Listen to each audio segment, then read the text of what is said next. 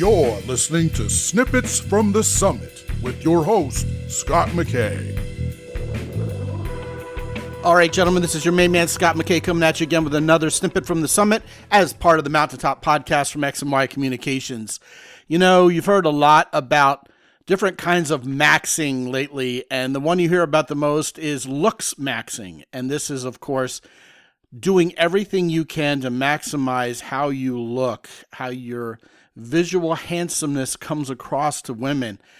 And today I want to put a twist on that and give you an alternative that I think probably will work better when it comes to attracting the kind of women you want. Here's the problem with looks maxing.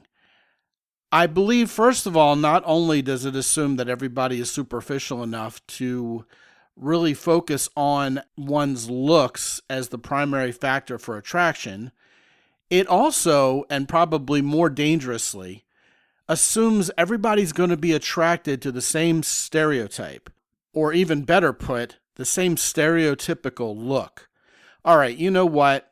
We all look at women, and if they're easy on the eye, in our estimation, we think they're hot, we're instantly attracted to them and find them interesting. I don't think women are necessarily different than that, but I don't think everybody has the same type. So rather than looks maxing, today I want to introduce to you the idea of type maxing.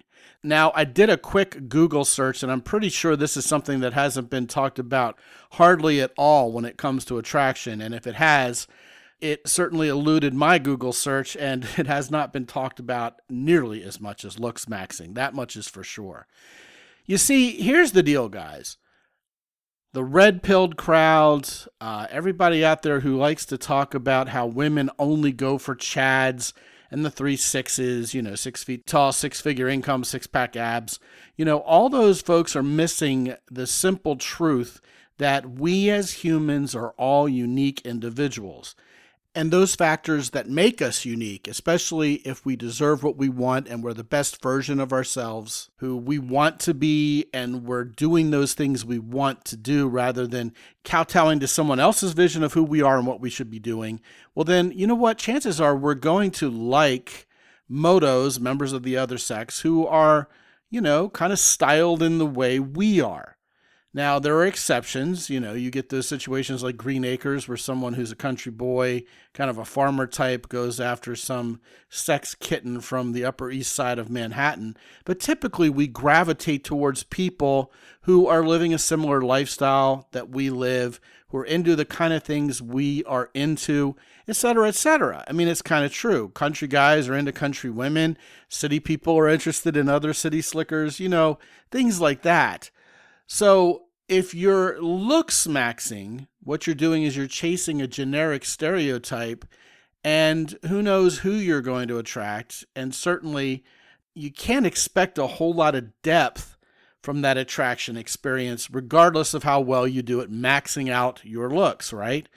However, I think there are so many guys out there, guys in particular, mind you, who are generic, like we've talked about here all the time. Guys who have no style, they have no presence, their identity does not come through in how they project out who they are to the world, that just a little bit of type maxing would go a long way. Guys, if it doesn't work for you to say to yourself, hey, who am I? What am I into? What is my style? What am I passionate about? And crafting your appearance to the world, how you present yourself to the world accordingly. If that's something that you're finding difficult or perhaps even confusing to do, well, you know what? That's something we can talk about in a coaching session. But as it directly pertains to today's snippet from the summit, what I'm going to challenge you to do is think about the kind of woman who really does it for you. Now, if it helps, think about specific women you've been attracted to in the past. Maybe even public figures, celebrities, women who you find amazing and interesting who you'd like to attract. What is it about those women that they have in common? What is their style? What are they into? What are they like? And if you're honest with yourself, you're probably going to realize very quickly it's something that makes you think to yourself, yes, this woman is one of me. She and I would get along together. She would probably like me. She'd probably think I'm just as interesting as I think she is interesting. What would make you the kind of man who matches up well with her? What would you wear? What hobbies, what interests would you partake of? And, even though it's a little bit of a stretch to go trade in your car, what would you drive? What would you be doing? What would your daily life be like? And then what you would do is you would type max accordingly. Be the guy who is the man who attracts the women you want to attract. Now, listen, I know a lot of you guys are going to be thinking to yourselves, well, you know what? Instead of being authentic, that seems like I'm trying to please a woman just to attract her instead of being who I really am. Well, you know what? If the shoe fits, fine.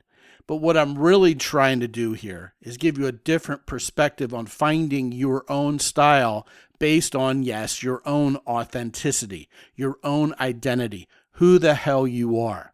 If being introspective doesn't ring the bell for you and make that happen in your life, well, then maybe thinking about the kind of woman you feel like you would match up well with would offer a different perspective that you can reflect upon to really find out who you are, what you're about, and the kind of woman you're going to relate to best and find yourself in a happier, longer-lasting relationship with.